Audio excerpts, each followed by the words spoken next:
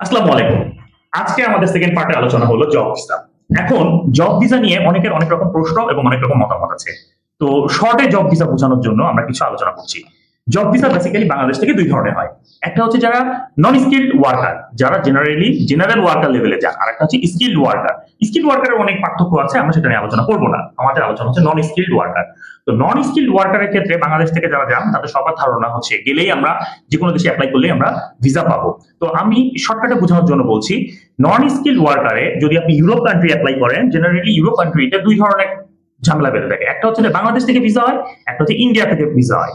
যেমন ধরেন Romania, Bulgaria, Portugal, এই ধরনের মতো যে সকল কান্ট্রি আছে যাদের এম্বাসি ইন্ডিয়াতে, তো তাদের জন্য আপনাকে ইন্ডিয়াতে মাস্ট বি যাওয়া লাগবে। সেই ক্ষেত্রে যেটা হচ্ছে, ইন্ডিয়াতে যখন আপনি যাওয়ার ব্যাপারে সিদ্ধান্ত নিচ্ছেন, তখন এজেন্সি কি কথা বলছে ভ্যারাইটিস রকম বোঝানোর চেষ্টা করছে, কিন্তু বেসিক্যালি তা না।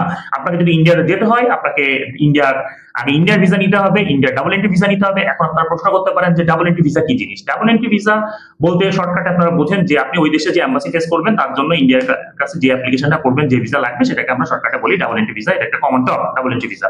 অনেকে দুঃখের সাথে বলছি জানেনই যে এজেন্সিও জানেন না এবং ক্যান্ডিডেটও জানেন না ডাবল এন্ট্রি ভিসা করতে কত সময় লাগে, কত টাকা লাগে, আসলে কি কি ডকুমেন্ট লাগে, ডকুমেন্ট সাজাতে কত সময় লাগে, আদৌ সেই ডকুমেন্ট আপনাদের কাছে আছে কিনা, এরকম অনেক সমস্যা আমরা ডাবল এন্ট্রি ভিসার ক্ষেত্রে ফেস করছি। আমাদের কাছে এরকমও আছে ইতিহাস যে যাবেন পর্তুগালে ভিসা ফেস করতে, ডাবল এন্ট্রি ক্ষেত্রে এজেন্সি রোমানিয়ার ডকুমেন্ট দিয়ে বলছে যে যান, এটা নিয়ে হয়ে যাবে।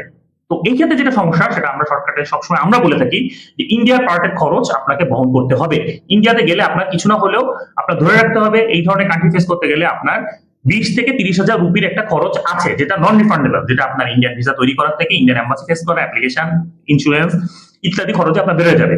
এখন এটা এজেন্সির উপরে ডিপেন্ড করে। এখন আপনি বলতে পারেন যে আরেকটা টপিক আছে যে আমরা ভিসার পরে টাকা দেবো। আরে এটা একটু স্বাভাবিক হিসাব, ভিসার পরে কখনো টাকা দিলে কাজ হবে না, এজেন্সি কখনো প্রোফাইল রান করবে না। কারণ এজেন্সি ধরেন একটা ওয়ার্ক পারমিট আনতেছে, তার কিছু না হলেও কিছু টাকা তাকে দিতে হবে, যে দেশে যে লাইসেন্সেই আনুক। এরপর আরেকটা প্রবলেম আছে, সেটা হচ্ছে যে আপনারা বললেন এক দেশের কথা, নিয়ে গেলেন আরেক দেশে। এখানে এই যে সমস্যাটা বাদে, এখানে এজেন্সি আলাদা সবসময় কথাবার্তা ক্লিয়ার করে। এখানে ক্লায়েন্টের সমস্যাটা, যে ক্লায়েন্ট কম টাকায় ফ্যাসিলিটি যাচ্ছেন। যেমন অনেকে এসে বলছেন যে ভাই আমি ইটালি যাবো, কিন্তু ভিজিট ভিসা যাচ্ছেন বা পালিয়ে যাওয়ার চিন্তা করছেন বা উনি ইলিগাল ওয়েতে যাচ্ছেন। এখন ধরেন উনি যদি ধরা খান, সেক্ষেত্রে উনি এসে এজেন্সিকে এক গাদা দোষ দিবে, কিন্তু উনি যে সঠিক পথে যাননি এটা কিন্তু উনি কখনোই বলবেন না। তো আমরা যেগুলো কমন প্রবলেম ফেস করে থাকি, এক নম্বর হচ্ছে যে আমরা ভিসার পরে টাকা দিব। তো এটার সহজ উত্তর হচ্ছে যে ভিসার পরে টাকা কখনোই কোনো ভালো কান্ট্রিতে যেতে গেলে এই নিয়ে তো যদি আপনারা থাকেন, কখনোই যেতে পারবেন না। কারণ ভিসার পরে টাকার ক্ষেত্রে এজেন্সি কখনোই কাজ করবে না। এজেন্সি আপনার ফাইলটা নিবেন, নিয়ে কিছুদিন ঘুরাবেন, ঘুরায় আবার দিয়ে দিবেন।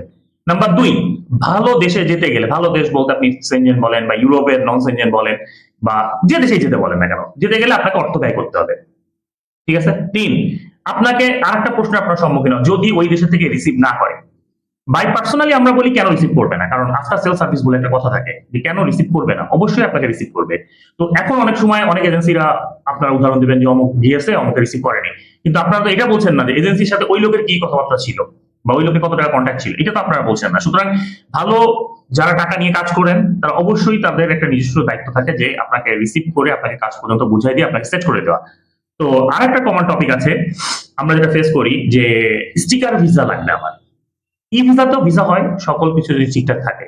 এখন প্রশ্ন হচ্ছে স্টিকার ভিসার জন্য যদি আপনারা করেন, ধরেন আপনি রোমানিয়া এম্বাসিতে গেলেন, আমি আপনাকে ডকুমেন্ট এটা দিলাম, আপনি ফেস করলেন, ভিসা হলো না, সেই ক্ষেত্রে যে রিস্কটা থেকে যায়, তার থেকে আমরা পার্সোনালি আমরা সাজেশন করি যে স্টিকার ভিসায় যাওয়ার ক্ষেত্রে ই ভিসাতে যে শর্টকাটে চলে যাওয়া ভালো।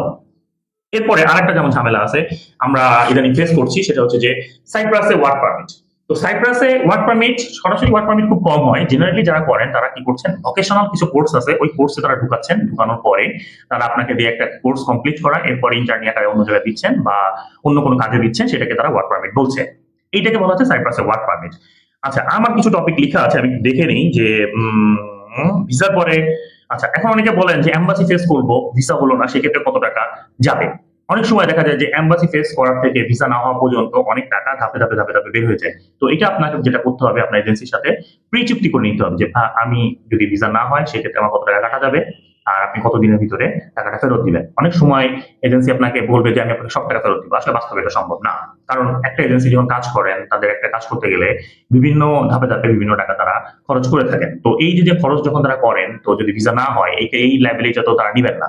দুইটা হইতে পারে, এক তারা আপনার সাথে পার্সেন্টেজ শেয়ার করবেন, ভাই 50% লস আপনি নেন, 50% লস আমি নিই, নতুবা হচ্ছে তার 100% আপনাদের ঘাড়ের উপর উঠাই দিবেন। তো এই জন্য আমরা শর্টকাটে বলি যে আপনারা যখন কথা বলবেন ওয়ার্ক ভিসা নিয়ে, আপনারা মাস্ট বি এজেন্সির সাথে ক্লিয়ার কথা বলবেন। ধন্যবাদ।